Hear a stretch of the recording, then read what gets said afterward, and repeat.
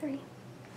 I'm Dr. Carrie Wyland. I'm in the psychology department at Tulane, and today I just want to talk to you about how I ended up as a psychologist and a teacher and not a pediatrician, which is what I thought I was going to be doing when I started college.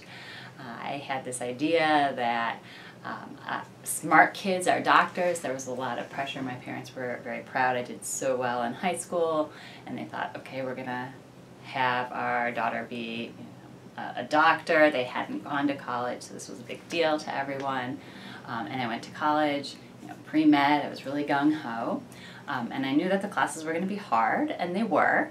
I did okay in them, enough to get by, mostly got B's, but I wasn't doing overly well in them. I took psychology my freshman year to fill a core requirement, and I thought that was really fun and interesting. I hadn't had any experience with psychology before, and I decided I would major in psychology. And so my idea was I was going to be a psychology. I was also an English major with pre-med, get a little diversity, do some sort of fun stuff. After about 3+ years of taking all the pre-med classes, I'd finished all the requirements.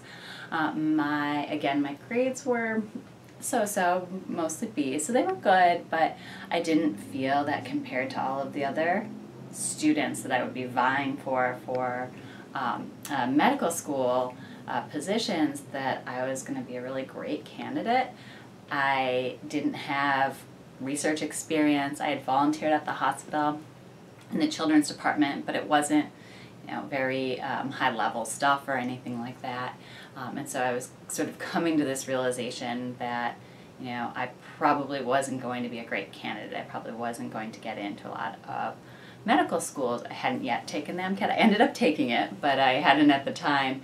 I also was realizing how much I loved psychology.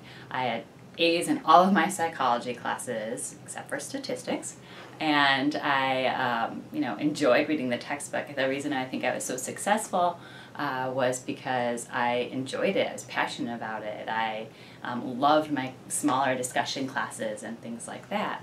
And so it was sort of this, this moment or this sort of coming of age feeling of all this stuff that I had put all this hard work into, that I had really defined myself, that I knew that my family was, told everyone that I was pre-med, and so there was this, internal pressure of feeling like I wanted to be successful in what I thought, was what smart kids did, and that my family, I didn't want to let them down either. Realizing that I probably wasn't going to get into med school, and that probably wasn't even really what I wanted and was good at. It wasn't my pre-med classes, and that those environments really weren't what spoke to me. I wasn't particularly happy. I didn't enjoy it. I was doing a lot of work and studying to get those B's, and so I knew I could be successful, but I didn't really want to be successful in that area. So going into my senior year of college, I decided, it was sort of the fall of my senior year that I decided that I wasn't going to apply to medical school. I still ended up taking the MCAT because I wanted this feeling of like, okay, I'm going to drop out and quit, but I'm going to carry through and do all of it. So I ended up doing the MCAT. I wouldn't necessarily recommend that because that was like a treacherous, horrible day of testing. But I'd done all of the pre-med requirements and then made the decision I wasn't going to apply to medical school. And then I sort of felt like it was a whim that I was, all right, I'm going to apply to graduate school in psychology. I didn't really know what I was doing. I didn't know a lot about it. As a first-generation college student, and my parents really weren't supportive of the change of career paths here, because like me, they had sort of believed that pre-med was kind of the ultimate status symbol. Being a doctor, going to medical school was kind of the best thing that I could be doing, and I was smart, and why wouldn't I be doing that? And in fact, I didn't even really tell them at first when I decided to make this switch. It was something that was really stressful for me. I felt kind of embarrassed from my family, embarrassed from my friends that were pre-med, that I felt like were successful. And so I think I had this kind of conflict. I knew deep down that it wasn't what I wanted. I wasn't ultimately going to be happy if I did that, and probably not even successful. But if I, I didn't also have this sort of want to have the public opinion that I'd, been a failure and couldn't cut it, and so forth. So I was feeling all this conflict and stress about switching. First I talked actually to one of my friends that had graduated the year before I did and was in a PhD program for clinical psychology. So I talked to her a little bit, and that was helpful, feeling like, she was obviously a successful person and so forth. And then I spoke with my professor of one of my courses, and I had him for 2 courses actually, and I was currently in a course with him in the spring. I'd actually gone through a process of applying for schools for clinical PhD programs, kind of after having talked to my friend and thinking like that was all of what psychology was about. And I got 1 interview, I got no offers, so I reached out to this professor that I had really enjoyed his class and talked to him about social psychology, and he really helped because I didn't really know a lot about it. I didn't know anything about the graduate school application process. I was just sort of figuring things out on my own. He was really helpful. Ultimately wrote me a great letter of recommendation, helped put me in contact with the the researcher who ended up becoming my supervisor in graduate school.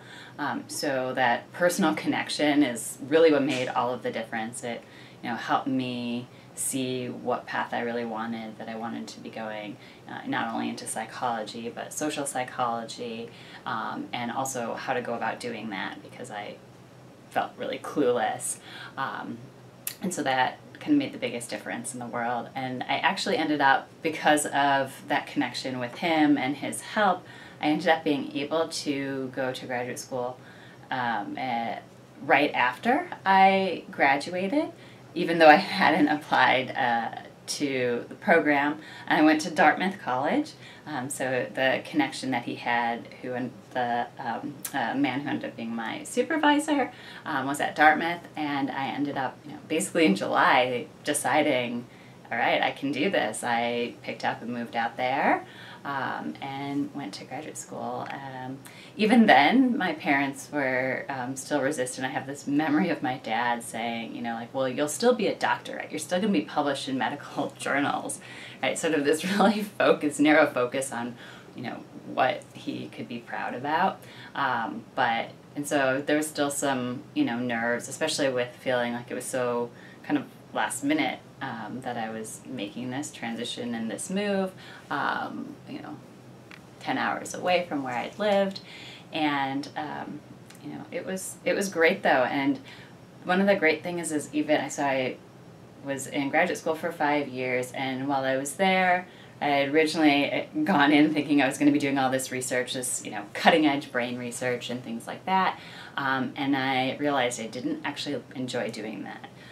Some of the things that were involved with programming and, the competition for grants was not what I enjoyed, and I really enjoyed teaching and mentoring, and it was so much easier for me then later in graduate school to realize, okay, well, I need to follow what I enjoy, and just because my supervisor wants me to be doing research and publishing in top-tier journals and getting grants, if that's not what I want, I'm not going to be happy doing that. And so ultimately it led me down the path of teaching. That's what I primarily do here at Tulane, and that's really what makes me happy. And so when I think back about it, I think about all the feelings of failure and rejection and the stress and uncertainty and the conflict I had, and some of that coming from my own uncertainty and my own desires and not knowing what I want, some of it coming from all of the external pressures, my peers and my family and just sort of society's view, and not knowing what I was doing and all that kind of fears. I think that it was amazing that I was able to find my path and make the right decision when I, wasn't sure, do I keep trying to struggle through pre-med, or do I go on this path which seems to be, the types of stuff and the way of thinking that I really enjoy, which was psychology.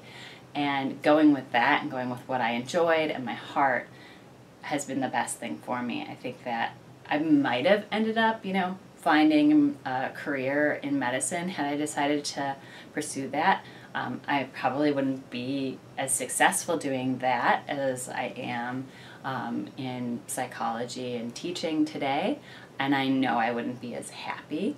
I actually took a class at the School of Medicine when I was a graduate student, and that really solidified that that was clearly not where I was meant to be. It's not how I think, and it really made me realize that it wasn't a failure. I did have one of my friends who was a pre-med student say to me, like, you could have been a doctor. And I told him, well, I am going to be a doctor. I'm going to have my PhD. And, to me, that was much more successful, not just because it was PhD. And I used to love to remind the medical students that a PhD was actually technically a higher degree than an MD. But really, I think it's about knowing what's right for me. That friend of mine who is a pediatrician now, he's so happy and he loves that, right? But that wouldn't have been me. I'm happy thinking about the questions in social psychology that I think about working with my students. And so I think that, having had to go through that, change and that sort of self-discovery of learning what it was that I really enjoy was, what brought me to where I am. And, looking back, those feelings of failure and rejection were really just a learning experience of finding out what I was going to be great at.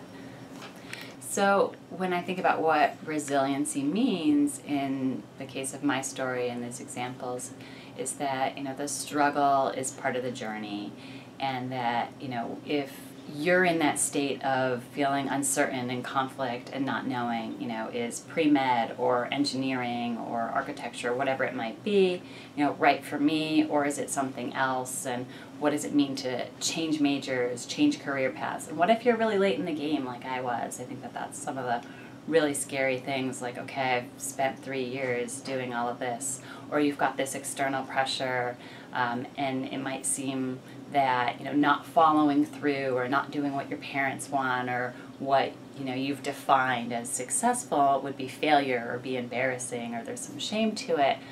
But in reality, I think that the resilience is part of recognizing that isn't failure, that it's just part of learning about yourself and finding what is the right path for you, for your career and your life.